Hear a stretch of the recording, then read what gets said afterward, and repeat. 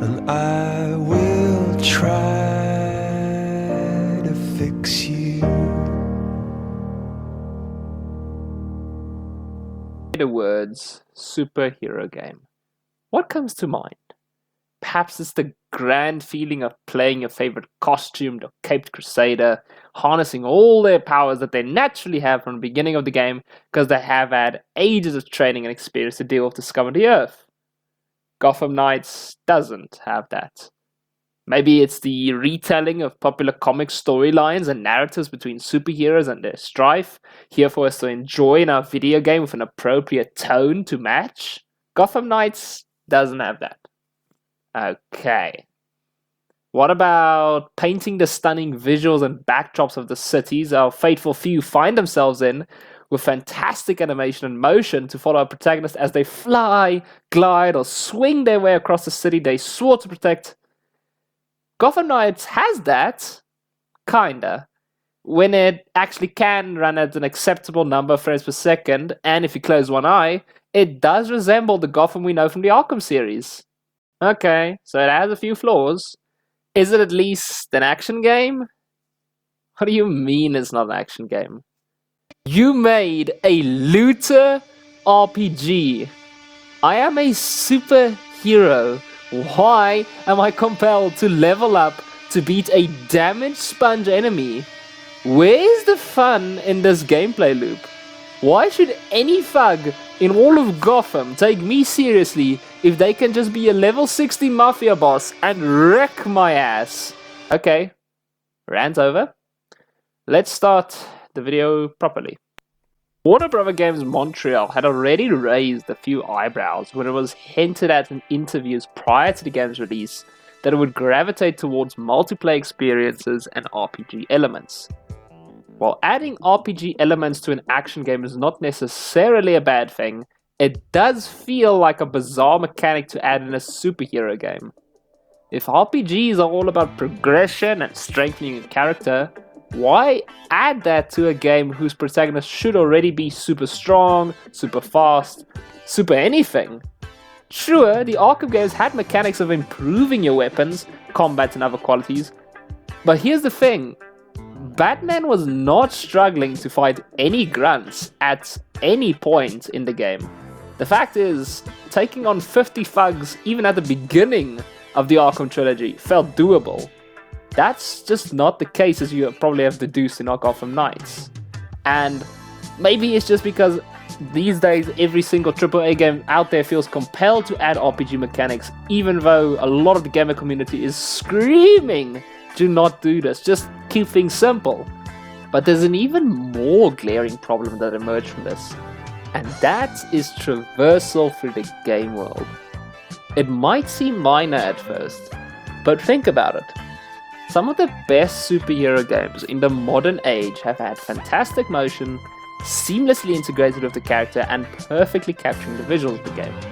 Let's take, for example, the two fantastically fun Spider-Man releases by Insomniac Games.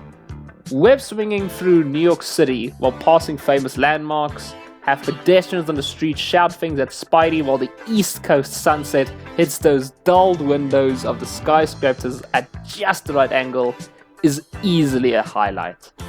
So what if you don't have a vibrant and colorful world to capture when you're in motion, you ask? No problem.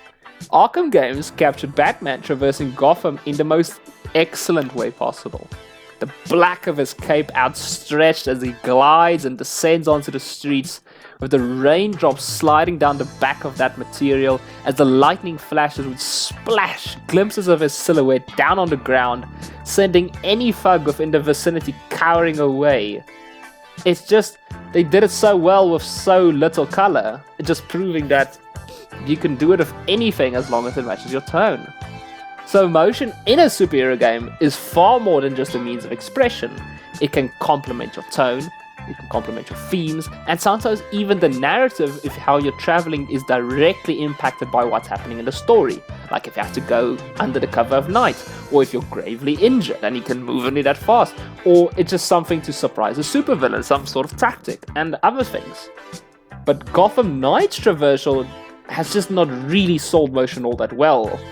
The entire Bat family just feels so slow, floaty, not really if they're going anywhere. And in a superhero game where urgency is usually part of a plot because there's an imminent danger or threat, it just doesn't translate all that well into the game I'm playing. Let's move away then from the mechanical aspect of the game and talk about another large part of any superhero fantasy, the story.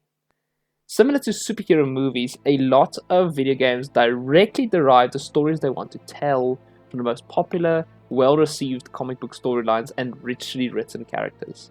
What this also does mean, however, is that you are subject to far more scrutiny than if you were to, say, write an original story with original people. There are a lot of use cases out there where games didn't quite get this dynamic right. The Batman vs. Deathstroke combat was awful. The underwhelming tank battle with Arkham Knight that turns out to be Red Hood. Like, why didn't we just fight him in hand-to-hand combat and, like, discover it's Red Hood by means of how they fight? Bane getting stopped somehow by a flimsy metal gate that Batman trapped him behind? I don't think I need to explain that one. I can go on forever. And with Gotham Knights, a lot of these same pitfalls seem to have bugged them. The game's premise seems to show a lot of promise for engrossing stories with dark and intense payoff when you list the heavyweights that feature for both protagonists and antagonists.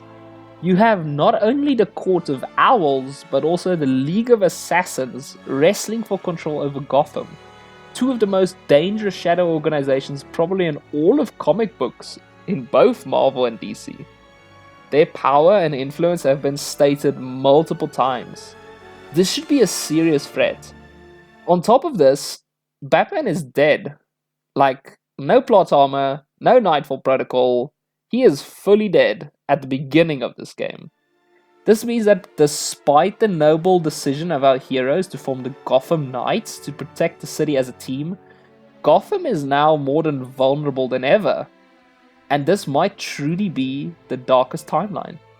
Now, when your plots and themes are poised to tell this type of story of enduring hope and sacrifice and loss, why would you fill the entire game with quips, lighthearted and humorous moments, and downright absurd dialogue? Hey nerds, check out my new toys! Introducing Homie Pigeon and the marvelous Q. Borderlands was cool like 10 years ago. Can we please move on from this dreadful phase in gaming? To be fair as well, this isn't just a Gotham Knights problem, but a wider DC problem. It is quite obvious to see that DC has at times been attempting to usher in the same humor formula that Marvel has done since Kevin Feige and that TT guy came in and started directing. And I'm gonna be honest, I really am not a fan of the humor that they have introduced into all the movies, as it wears me down very fast. Lighthearted characters do still work in superhero movies, don't get me wrong, and lighthearted superhero movies are definitely still great to watch. Just look at the first Spider-Man Sam Raimi trilogy. That was a masterful lighthearted movie where Peter Parker or Tobey Maguire in that sense would just have so many natural quips. It just looked like he was naturally interacting with all the characters and being a great personality of Peter Parker, but at the same time can tell a serious story. It's just, there is so much balance there of lightheartedness, but also a really serious story. And lighthearted characters in DC can work too for superheroes and supervillains like Shazam, the Suicide Squad, and others. But not for Batman. Look at all of its media that is by far its best work. The Arkham Knight trilogy games, the Dark Knight movie trilogy, the Gotham TV series. These are dark, brooding stories that are told exceptionally well, as is the fading hope of a man with ill-fated ideals trying to protect a city destroying itself. And when you have a story featuring the Court of Owls and League of Assassins, what kind of other narrative direction can you possibly take except a dark timeline? So, now we have a superhero game that does not have as much action, far too much looting, and RPGing, and cringy zoomer humor. Does it at least look good and run smoothly so I can gawk at some insane 2022 graphics? I mean, it's almost been 10 years since Arkham, so I'm assuming that technology has developed significant... Hey, it happens. I'm not going to single out this game for bad performance all round. There's also far more YouTube videos about more people with way more experience talking about this topic than I can possibly cover, as I don't have a lick of hope to tell you about what's going on in this game and why it's running so bad. But we have seen a lot of games come out with nightmarish performances on day one. Cyberpunk 2077, Fallout 76, to just name a couple. Even the Arkham games themselves. Do you guys remember the absolutely dreadful PC port that Arkham Knight got in 2015? Rocksteady was scrambling for weeks, months to get that fixed. But get it fixed they did. And impressions of the game improved thereafter, as it did for the other games that had these issues. These things can be ironed out, and who knows what happened in QA testing or why it was not picked up. But it does happen from time to time. Graphically though, things are a slightly different story. I'm not a big graphics guy, and for me, it doesn't really matter that much how a game looks and rather how it plays. But in this case, there is a little bit of an exception to the rule, because we are comparing it directly next to the Arkham trilogy, and it is a little bit glaring, especially considering these games are almost a decade apart. The difference, of course, is that at the time, Rocksteady was pushing the Unreal Engine 4 to its absolute limit. They took every liberal inch of output the engine could give and delivered a spectacularly looking game. Gotham Knights, while looking decent, just isn't up to that same standard, and it adds to that fact that when you know you're going to be compared to something like the Arkham trilogy, you know you're directly in line with those games. It just means that you're going to again come under closer scrutiny, and it's just going to count against you. And that's kind of the situation it finds itself in. It had this kind of snowballing effect where it was just issue after issue after issue that was picked up once the game released, and it kind of just compounded, and it delivered into this kind of underwhelming, disappointed experience that basically has impacted both its sales and reception negatively. And while it would be unfair to criticize it without acknowledging what it got right, like the killer superhero villain performances, the fact that we got to see more criminals and heroes on the big screen, and Gotham once more, it just ultimately hinders itself too much, I think, to be a proper, enjoyable superhero game. Now for the point of this whole video, how would I fix the Gotham Knights game? In truth, I actually don't think a live service or multiplayer game works all that well for superhero movies that try to sell a story. It has been attempted before, and of course you can dispute whether more time was needed maybe for them, like the Avengers game. I think the Guardians of Galaxy game does it as well, and of course now Gotham Knights. But I just don't feel that way the same way. Perhaps it was presented similar to an anthology, like the Telltale games do, or if it was more of shorts like detective work by Batman, or him and Robin going on missions where you can co-op, but not like a full-blown narrative such as Arkham or Gotham Knights. So in that regard, maybe I would have rather kept this a single-player experience and allowed the players to pick a character to play as in the beginning of the game, and subsequently have 4 possible playthroughs for each character and the narrative experiences, and depending on what they do in the game. I mean, we all know who everyone is going to pick first because of that gorgeous ass in spandex. Wouldn't want you to lose them. Glitz. Then, next up, the tonal inconsistencies. And of course, how it affects the story. I would just drop the lightheartedness. Kill the humor, this isn't a funny story, this isn't something you can just break tension with the whole time, this isn't comic relief time like Korg from Marvel. It's fine to have humor in the Bat family perhaps on occasion when they interact with each other, or maybe only when they converse sometimes with Alfred and they're thinking back about Batman or the things they did and all that. But not too much that it takes away from the seriousness of the situation. And with that, let's discuss Batman's death. I would have let that been a more profound part of the story, maybe kind of like a whodunit. Not so much. I would also still sandwich in between the threats of that the shadow organizations are of taking over Gotham, but it would mean that the responsibilities between the 4 heroes would have to be split between who is investigating the death of Batman, who is behind it, and the others who's trying to deal with the Court of Owls and the League of Assassins, and other supervillains that are trying to stake their claim into Gotham.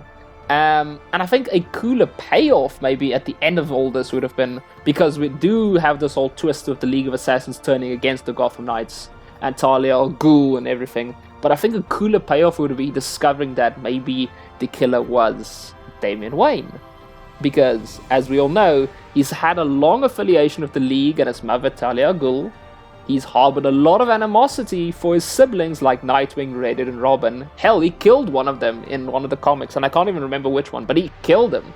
And he has a distinct kind of hate for how Batman does things. So a patricide would be a very powerful way to establish his credibility as a dangerous foe.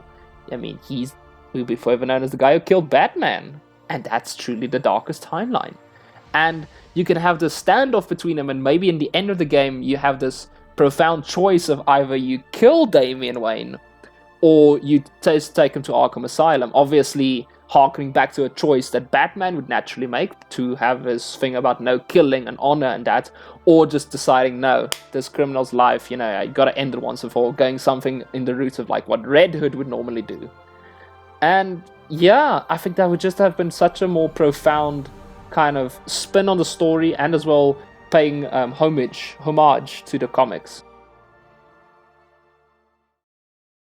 But that's how I would fix the Gotham Knights. Try to keep this video sweet and short. I hope it turns out this way and that you guys enjoy it. But I can't really say too much about other things like the performance and graphics, as I said, because I can just say, oh, let's just fix that. But, you know, stuff like that happens. And I don't want to say that's the biggest detractor of the game. Performance, sure, but they can fix that. And graphics is always just going to be a graphics thing, so that's subjective. But maybe, oh yeah, maybe the traversal methods also have to be different beginning, like the Batmobile, the grappling hooks, the Bat Cycle, and other things. But yeah, those are my thoughts. Let me know what you think of them, and thank you again for all the wonderful support that the channel's been receiving, and especially that these videos get. And if you did enjoy these, you should consider watching the other How to Fix videos. I try to just always give the utmost when it comes to my thoughts about the game and what they did right, what they did wrong, as well as just how I would approach it. I feel like a lot of videos out there are criticizing but not providing a solution, their own solution, that is. And yeah, I just thank you guys again for giving all the support and all that. And with that, I hope you guys just have a lovely time, a lovely week, weekend, whatever it may be. Until we see each other next time,